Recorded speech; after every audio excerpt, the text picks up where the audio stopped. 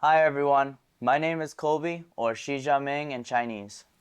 大家好，我叫金恩清. My name is Sean in English. We are from the Arlington Memorial High School Chinese Club. Today we're going to be making a very popular and well-known Chinese dish, dumplings, or jiaozi. So what we're doing with the dumplings today is we are going to be boiling them to cook them, but we will also show you two other ways to cook your dumplings.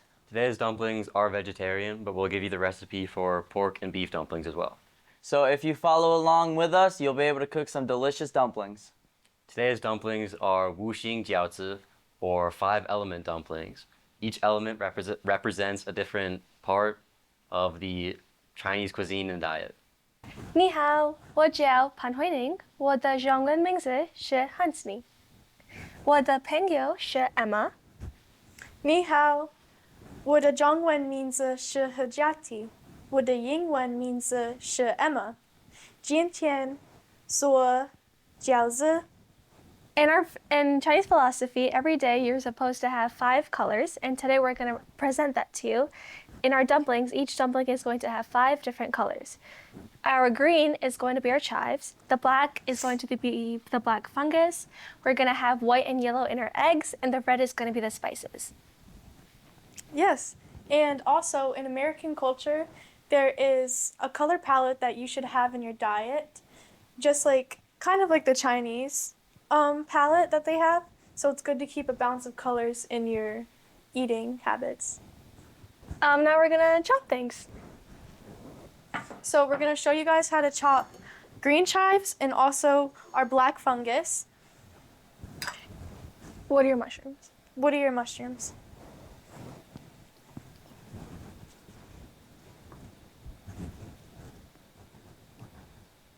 So for the chives, you want to chop them really finely so there aren't any big chunks. So for your watery mushrooms, you're going to want to take your hand and place it on top of the knife and chop down. The watery mushrooms, before we cut them, we're going to soak them in water for 1 hour, and then we're going to boil them. Yes, so we already boiled them in the water to make them nice and soft to be able to chop nicely. Do you know why what does the green element mean in Chinese culture? The green element represents the spring, and the green food is supposed to be good for your liver and gallbladder, as well as your tendons and yeah. So you're saying it's spring and it's supposed to be sour and it represents anger as well? Yeah. Oh wow, that's really cool. And the black woodier mushrooms that we're cutting also represent. This is the black? Yes. They represent the winter, and they're supposed to be good for your kidney and urinary bladder, as well as your bones, which is why in Chinese culture, you eat more black foods in winter. Oh wow, that's really cool. And what about the egg? Because isn't it white and yellow? Yes, the eggs are supposed to be are white, so they're eaten in autumn, well, all year round. But white food helps with your skin and helps improve your lungs. Oh wow, that's really cool. And what about the yellow again? The yellow represents the late summer and helps strengthen your spleen and stomach. Oh, I see, and it's good for your muscles as well? Yes. Oh wow, and the red for the spices. Yes, the red. Yeah, that's for summer, right? Mm-hmm. And then it's good for your blood vessels? In your heart. Oh wow, and it represents joy. Yeah. That's really cool. Yeah.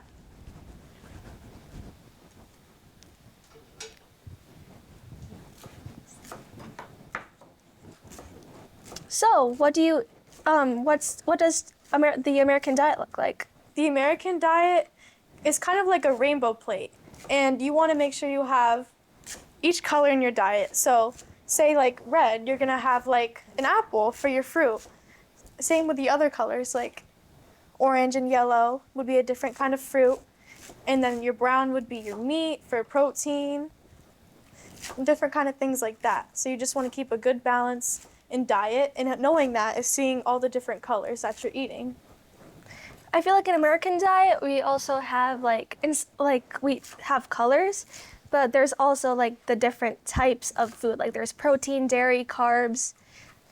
Oh yes, the protein and dairy and carbs. So that would basically be your neutral colors, like white, brown, and black. Okay, so now that we chopped up all our ingredients, we're gonna mix them in this bowl together. First, we have our chive. After we add in our chives, we're going to add in some oil to lock in the moisture from the chives. You want to make sure you put in this oil so it doesn't stick and it leaves a juicy taste inside of the dumpling once you cook it. In Chinese culture, there really aren't any measurements, so you just pour to your heart's content, I guess. And now we're going to mix the oil in evenly.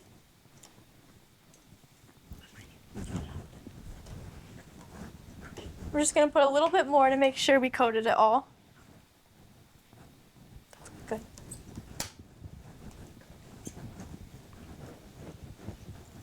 As you can see, we're mixing the oil around, making sure it gets in all of our chives. That they're evenly coated. Okay, now we can add our black mushroom. Then we're going to add in our woody root mushrooms. Mix that all together.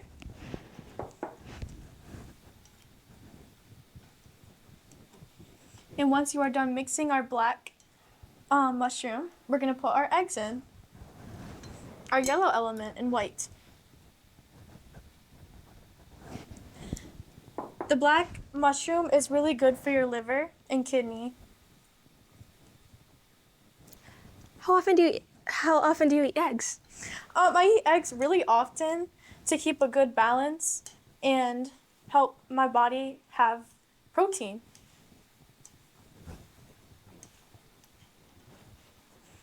I think that's good. All right.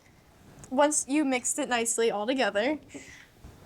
Now we're going to add in just a little bit of soy sauce. To really give it some taste.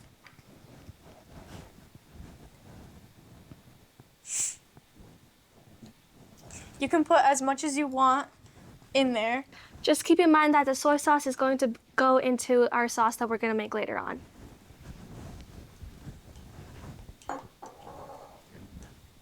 After that, we're going to add in our oyster sauce. This will also give it some more taste, just like the soy sauce. Except the oyster sauce won't go into the sauce that we're going to dip our dumplings in.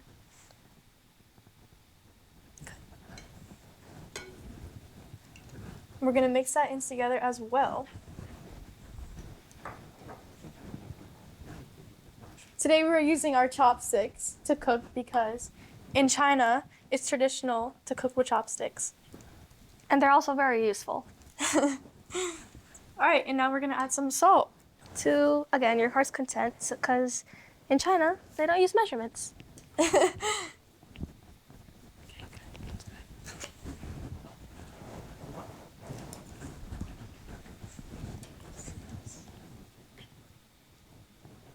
And then we're going to add in our 5 spice.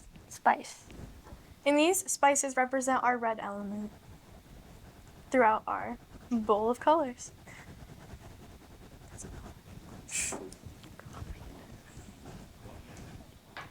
And when you're chopping your ingredients, you want to make sure it's finely chopped so you get a good taste. And that's it. And then that is our bowl of filling.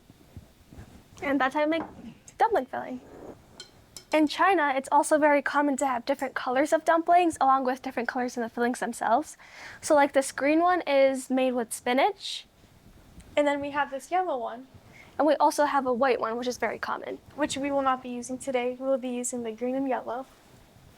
So what you want to do is you want to take your dumplings and you want a bowl of water. You want to dip them in the water so that they can separate. You want to make sure you dip it in water so it's not too sticky and that it stays in the pocket nicely. It will also have to be wet so you can press the sides together. And then you can grab your filling and put it in the center. and put how much you desire. Once you have a good, even amount in there that you like, So first you're gonna fold it in half.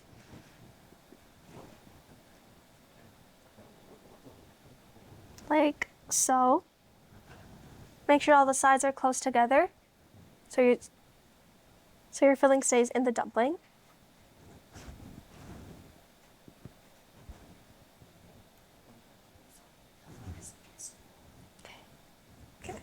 And then you want to put it in the center of both of your palms like so. And then you're only going to squeeze the sides, not the middle. So after you squeeze it,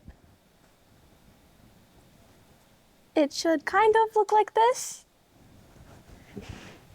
非常好, Hansi. That means very good in Chinese. Have you ever had dumplings before? Of course I have. I love dumplings. I'm vegetarian, so these are the only dumplings I've ever had. Vegetarian ones, and they're really good.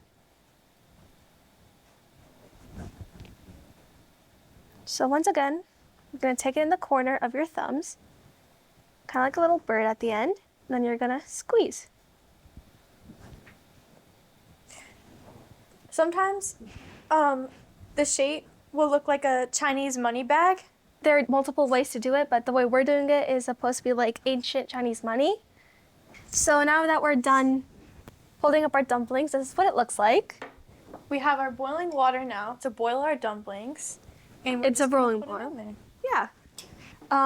You want to make sure that while you put them in there that they don't stick to the sides of the pot. So I'm just using this to put them in and then release them in the hot water. But you can also just plop them in.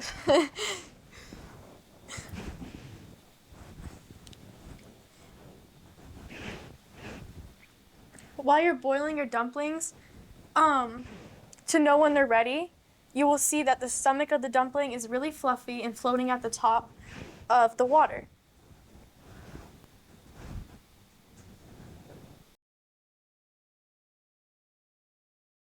Now we have all our dumplings together. And we're going to stir it in one direction so that they don't stick to each other or the sides of the pot.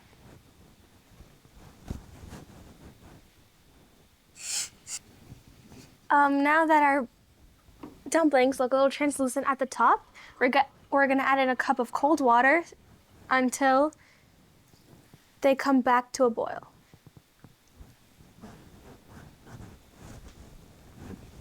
Why do we do that when we are cooking dumplings? We do that so that they are thoroughly cooked. And since these are vegetarian dumplings, we only do this process one time. But if there were pork or beef dumplings, we would do this process 2 times to make sure that the meat is evenly cooked.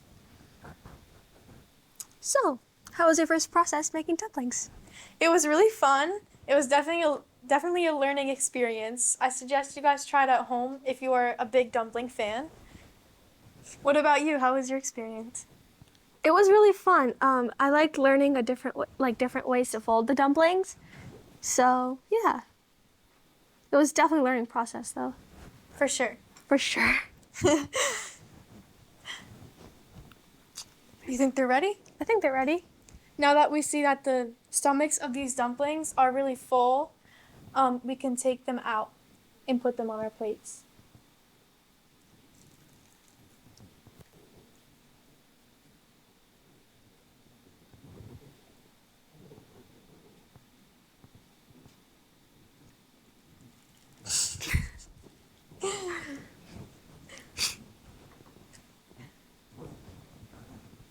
Some of our dumplings are very pretty, but some have fallen apart.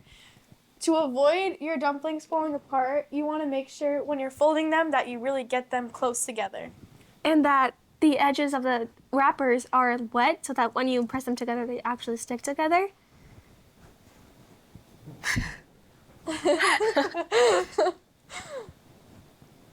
Some look very nice, like these ones that we made. They're very well put together.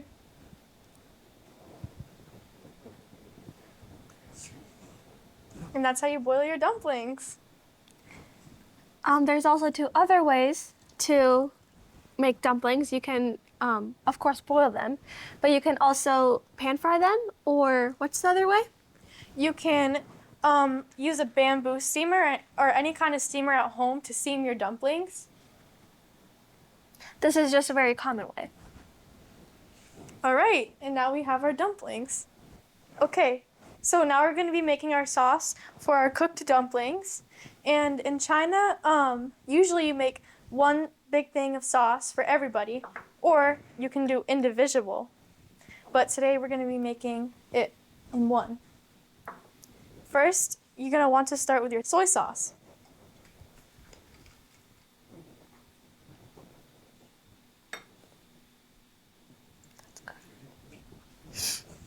Next, we're going to put in some vinegar.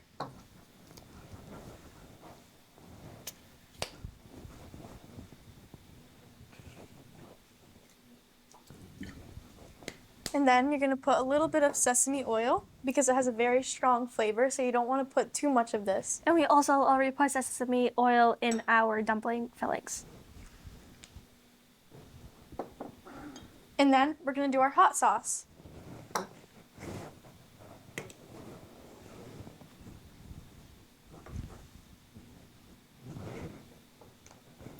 And finally, we're going to put a little bit of garlic in.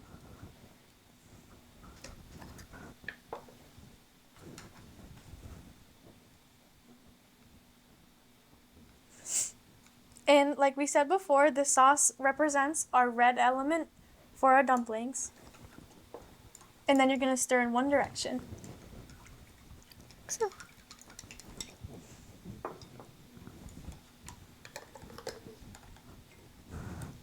And there you have your sauce. When you're eating your dumplings, first you want to eat one without the sauce to really get the taste of your dumpling, And then you eat your next ones with the sauce. if you'd like to.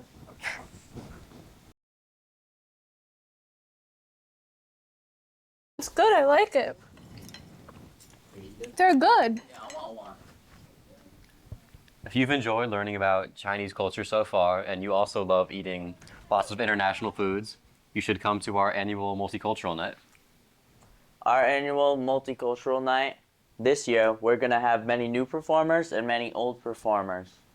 Along with professional performers, we have several student-led performances that we've practiced really hard for.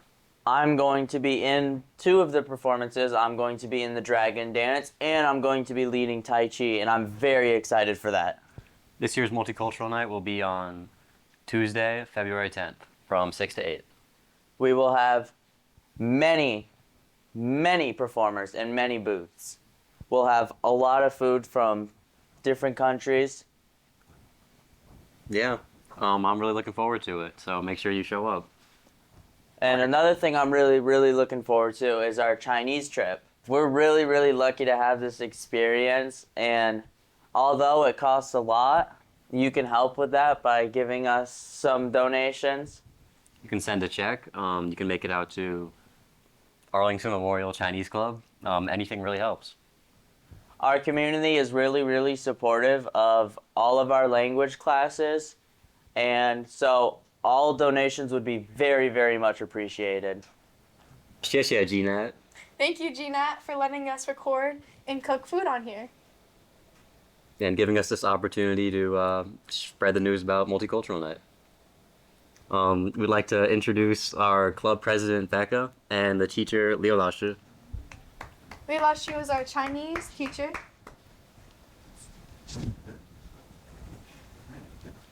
Thank you, guys. Thank you for Say watching. bye. Thank you for watching.